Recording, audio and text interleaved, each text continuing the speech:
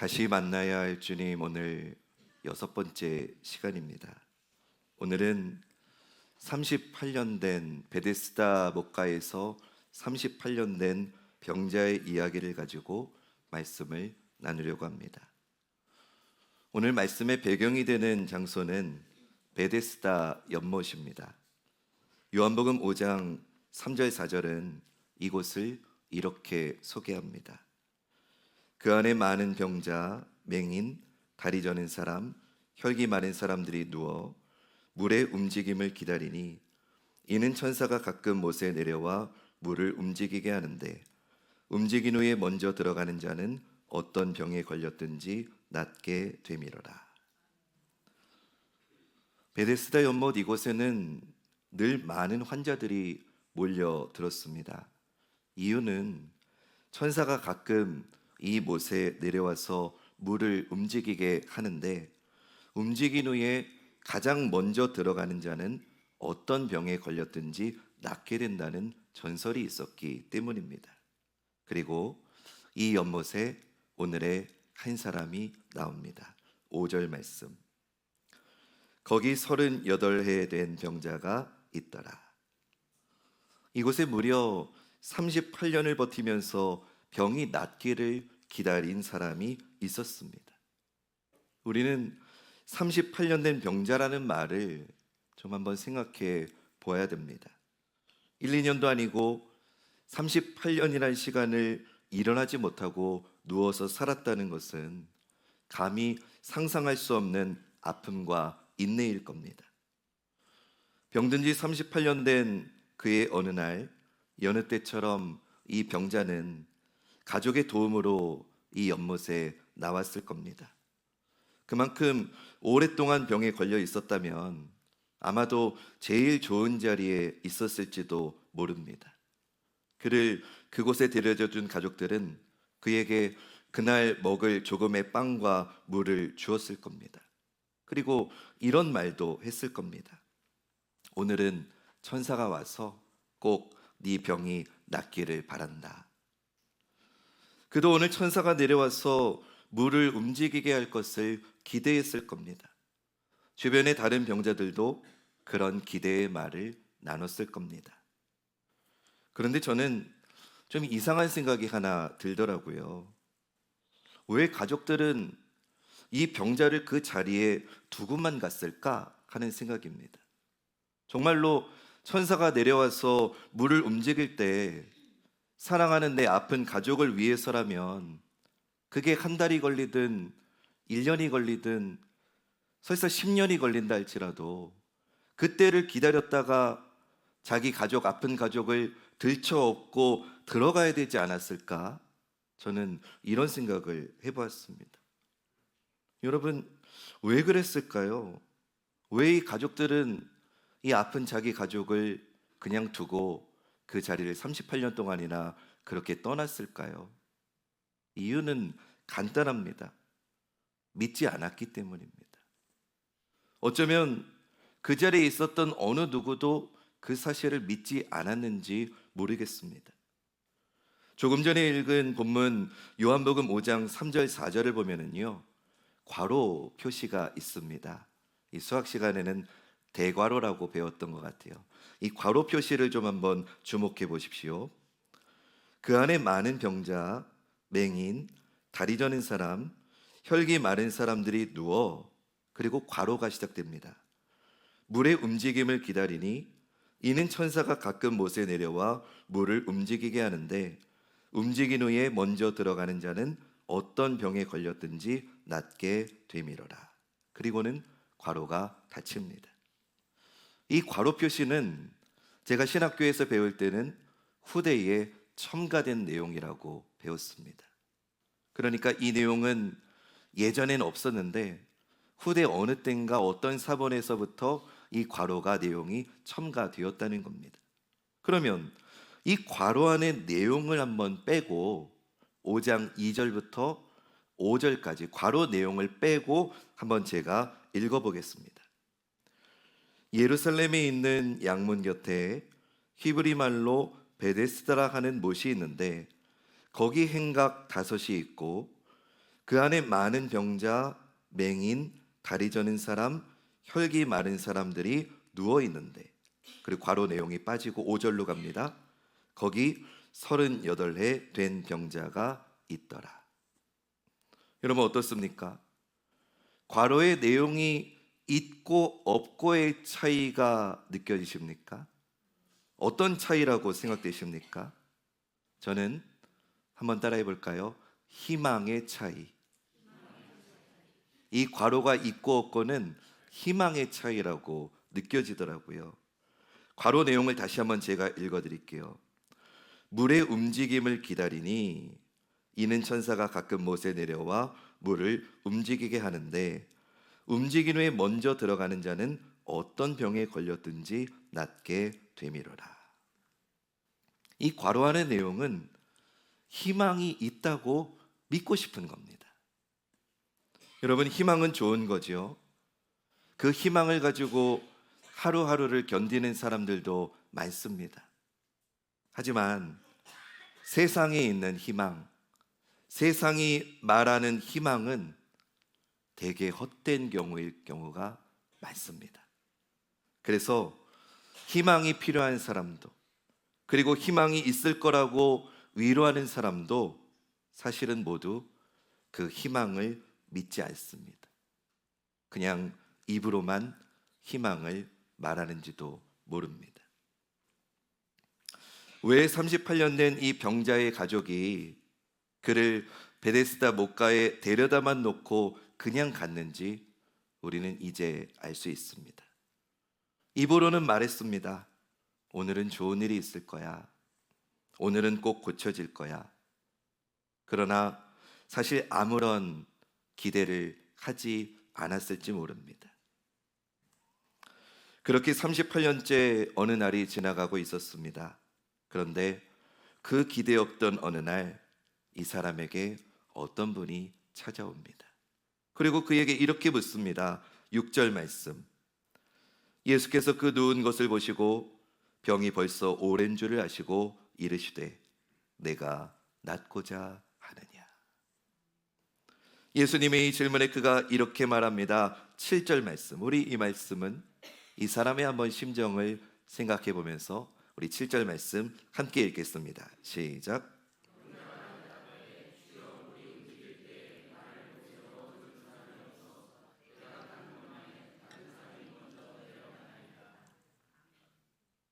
이 병자는 내가 낫고자 하느냐는 예수님의 질문에 이 대답은 제가 아직 희망을 가지고 있습니다 라고 대답을 하죠. 누군가가 조금만 나를 도와주면, 누군가가 조금만 나를 신경 써주면 나을 수 있을 거라고 희망을 말합니다. 그 희망이 있어서 이 긴 38년 동안 그 자리를 떠나지 않은 거겠지요. 주님은 그를 고쳐주십니다. 8절 9절.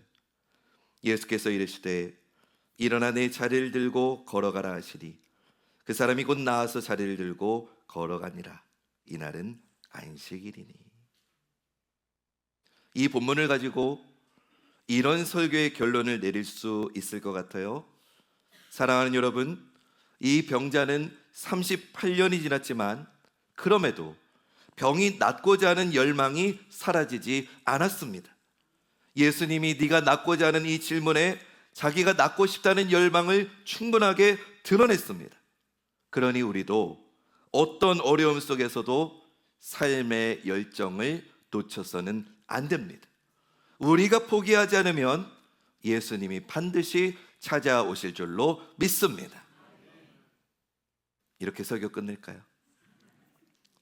이것도 귀한 은혜와 도전이 되는 설교가 될 겁니다. 근데 오늘 저는 조금 다른 관점으로 오늘 본문을 좀 바라보고 싶습니다. 38년 된 이 병자에게는요, 사실 어떤 간절함이나 열망이 정말 있었을까 찾아보기가 어렵더라고요. 주여, 물이 움직일 때 나를 못에 넣어주는 사람이 없어서 또 내가 가는 동안에 다른 사람이 먼저 내려갑니다 라고 이 사람의 말한 이 말이 정말 진심이었다면 이 사람은 가족이든 친구든 자기가 부탁할 수 있는 모든 사람에게 제발 좀 나를 들쳐업고 저 못에 나를 제일 먼저 좀 갖다가 넣어달라고 사정을 했을 겁니다. 내가 해줄 수 있는 거 모든 거 다 해줄 테니까 제발 나를 좀 저 못에 제일 먼저 넣어달라고 했을 겁니다. 그러나 그러지 않았어요. 또 말씀을 잘 살펴보면 그런 간절함이 느껴지지 않는다는 뉘앙스를 여기서도 느낄 수 있습니다. 12절과 13절 말씀 우리 한번 읽어보겠습니다. 시작.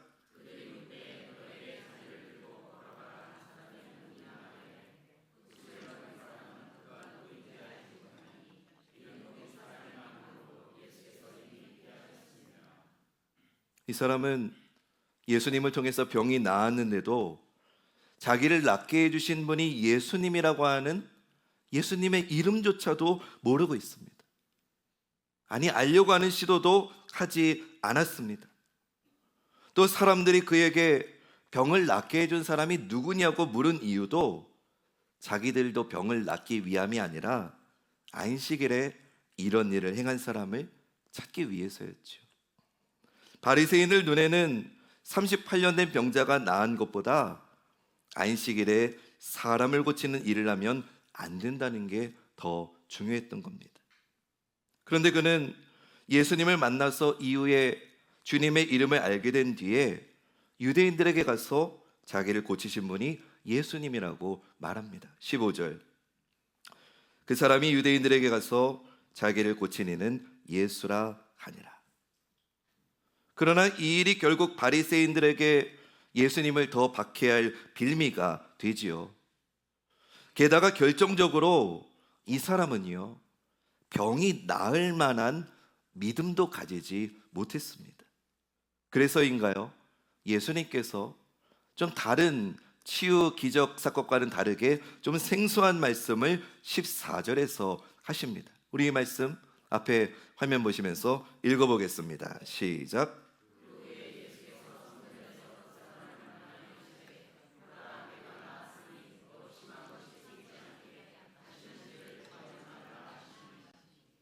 이 말씀을 보면 이건 그가 아직 죄에 대한 완전한 회개나 구원에 이를 만한 믿음이 없었다는 것을 보여줍니다.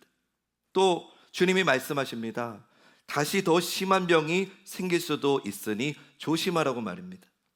성경에서 예수님이 병을 고쳐주신 사람 가운데 나중에 오셔서 이런 말을 하신 경우가 거의 없었던 것 같아요. 이전과는 많이 다릅니다. 니고데모는 하나님 나라에 대한 열망을 가지고 밤중에 예수님을 찾아왔지요. 예수님께서 아무도 가려고 하지 않는 사마리아에 가가지고 수가성의 여인이 우물에 올 때까지 기다리셨던 이유는 그녀에게는 하나님께 참되게 예배하고 싶어하는 열망이 있었기 때문이지요. 그러나 오늘 본문에서는 전혀 그런 모습이 없는 사람을 예수님이 찾아오셨습니다. 병은 오래됐지만 죄에 대한 회개마저 온전치 않습니다. 성전에 가서 기도해야 될 것 같은데 베데스다 연못에서 천사가 내려오기를 기다리는 미신적인 희망에 매여 있습니다. 주님이 또 말씀하십니다. 너 더 큰 병에 걸릴 가능성이 있으니까 더 죄를 짓지 않게 조심해라. 그런 사람을 주님이 찾아오신 겁니다. 그러면 우리의 질문은 이걸로 이어져야 됩니다. 그러면 왜 주님은 이런 사람을 찾아오셨을까요? 우리는 그 답을 요한복음 5장 21절을 통해서 얻을 수 있습니다. 우리 앞에 화면 보시면서 읽겠습니다. 시작.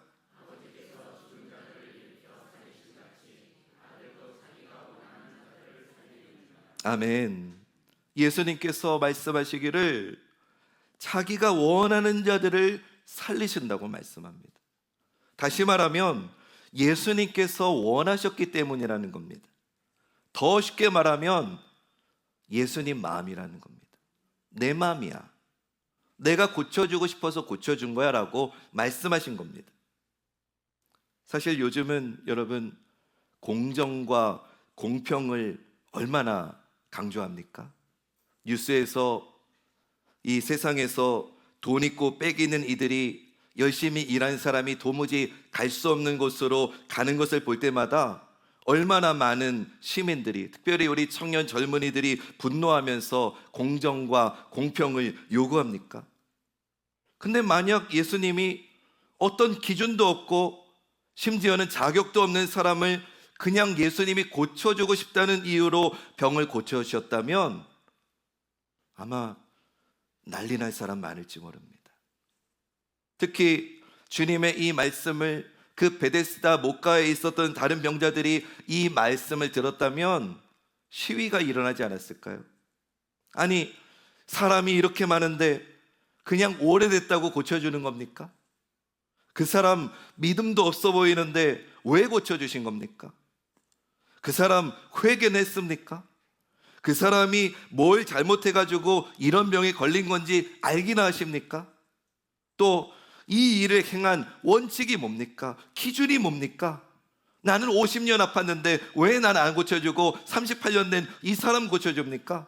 내가 이 사람보다 나이가 많은데 왜 안 고쳐줍니까? 내가 하나님 더 잘 믿는데 왜 난 안 고쳐주고 이 사람 고쳐줍니까? 이런 말 하지 않았을까요? 여러분은 어떻게 생각하세요? 내가 더 교회 오래 다녔는데, 내가 더 예배 열심히 드렸는데, 내가 헌금 생활 더 많이 했는데, 내가 더 많은 사람 전도했는데 왜 나에게 기적과 이적을 베푸시지 않고 내가 볼 때 별 자격 없어 보이는 저 사람에게 이런 기적을 베푸십니까? 혹시 우리 안에도 이런 생각이 있는 건 아닙니까? 여러분, 우리가 이런 생각을 가질수록 이걸 아셔야 됩니다. 우리가 하나님의 은혜를 얼마나 모르는지를 말입니다.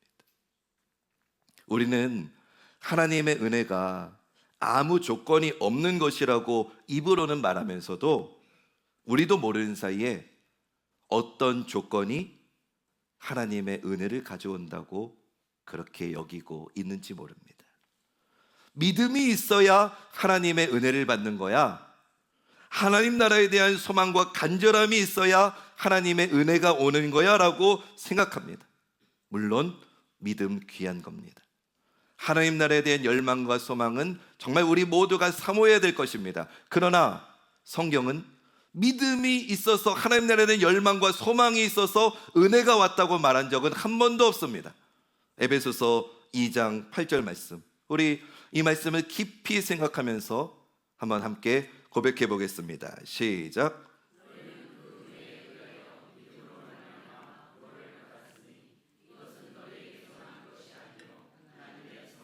아멘.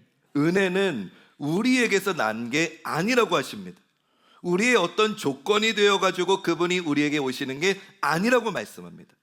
에베소서 1장 5절 6절 말씀에 그 기쁘신 뜻대로 우리를 예정하사 예수 그리스도로 말미암아 자기의 아들들이 되게 하셨으니 이는 그가 사랑하시는 자 안에서 우리에게 어떻게 주셨대요? 거저 주시는 바 그의 은혜의 영광을 찬송하게 하려는 것이라. 아멘. 우리가 은혜로 구원받은 건 하나님께서 온전히 기쁘신 하나님의 뜻대로 우리에게 오셔서 우리에게 새로운 생명을 주시고자 하셨기 때문이라는 거예요. 여러분, 한번 우리 따라해 봅시다. 은혜가 늘 우선입니다. 은혜가 늘 우선이에요. 우리 학교 다닐 때 늘 항상 변함없이 이런 문구가 있는 건 다 100% 오답입니다. 사람의 세상의 어떤 기준도 항상 변함없이 늘 이런 걸 쓸 수는 없습니다. 그러나 유일하게 항상 언제나 변함없이 이거를 쓸 수 있는 건 하나님의 진리의 말씀뿐입니다. 언제나 항상 늘 변함없이 은혜가 먼저입니다. 회개도 마찬가지예요. 누가복음 19장에 보면은요, 우리가 잘 아는 삭개오 이야기가 나옵니다. 예수님이 삭개오의 집에 들어가신 게 그가 회개했기 때문에 들어가신 게 아니었어요. 사람들이 어떻게 죄인의 집에 들어가시냐? 어떻게 저런 죄인하고 밥을 같이 드시냐? 어떻게 저런 죄인하고 교제를 하시냐라고 수근수근 거렸을 때 예수님은 그가 여전히 죄인이었을 때 그의 집에 찾아가셨습니다. 그와 식사하셨습니다. 그러면서 주님은 삭개오를 기다리셨어요. 마침내 주님의 은혜가 임하고 그의 마음에 회개가 생기고 그가 앞으로 이렇게 살겠다는 삶의 결심을 주님께 고백드릴 때 그에게 주님이 이렇게 말씀하십니다. 누가복음 19장 9절 10절. 예수께서 이르시되 오늘 구원이 이 집에 이르렀으니 이 사람도 아브라함의 자손이미로다. 인자가 온 것은 잃어버린 자를 찾아 구원하려 함이니라. 아멘. 사랑하는 여러분, 이것이 은혜의 역사인 줄로 믿습니다. 은혜가 먼저 임하고 그 다음에 그 은혜가 우리를 변화시키는 것입니다. 우리는 때때로 이런 생각합니다. 내가 변해야 하나님으로부터 복을 받을 텐데, 내가 뭔가 좀 달라져야 하나님이 나를 불쌍히 여기셔서 나를 도와주실 텐데, 아닙니다. 우리가 변하는 것도, 우리의 마음에 간절함이 생기는 것도 사실은 하나님이 우리 마음속에, 우리 영혼 속에 이미 은혜를 주셨기 때문인 줄 믿으시기를 축원합니다. 그렇기 때문에 여러분, 우리 신앙은요, 시작도 은혜이고 과정도 은혜이고 우리 신앙의 끝도 은혜입니다. 모든 것이 하나님의 은혜일 수밖에 없습니다. 이 값없는 놀라운 하나님의 은혜가 이미 예배드리는 저와 여러분 이 자리에 임했다는 걸 믿으시는 분은 크게 아멘 합시다. 할렐루야. 여러분, 저는 오늘 이 설교의 결론을 이렇게 내리고 싶어요. 은혜는 값없이 주시는 거예요. 그런데 그 우리에게 은혜를 주실 때는 의미 없이 주시는 게 아니에요. 쓸데없이 은혜를 주시는 게 아니에요. 은혜는 조건 없이 주시지만 일단 그 은혜가 부어지면 언제나 항상 늘 변함없이 그 은혜가 부어지면 우리에게는 변화가 일어납니다. 그렇다면 오늘 예수님은 이 사람에게 은혜를 주셨으니 그 은혜가 이 사람에게 어떤 변화를 가져오기를 원하셨던 걸까? 그거 말씀드리고 오늘 설교를 마무리하겠습니다. 결론만 바로 말씀드립니다. 그건 이 사람이 가지고 있었던 헛된 희망에서 벗어나라는 뜻임을 저는 묵상하면서 알게 되었습니다. 38년 된 병자의 병, 말 그대로 오래된 병입니다. 그 절망 가운데서 38년 된 이 병자가 베데스다 못가에 천사가 물을 휘 저었을 때 가장 먼저 들어간다는 거 아닌 줄 알았습니다. 희망이 아니라는 걸 알았습니다. 그럼에도 그 자리를 떠나지 못했습니다. 한 달이든 1년이든 그렇게 38년을 갈 수밖에 없었던 이유는 아닌 걸 알지만 그거 외에는 딱히 소망을 둘, 그 무언가 소망을 둘, 의지를 둘 대상이나 방향이 없었기 때문입니다. 예수님께서 이 38년 된 병자를 찾아오셔서 은혜를 주신 이유는 너의 헛된 희망에서 벗어나라는 겁니다. 우리 마지막으로 요한복음 5장 6절 말씀 다시 한번 읽어볼까요? 시작.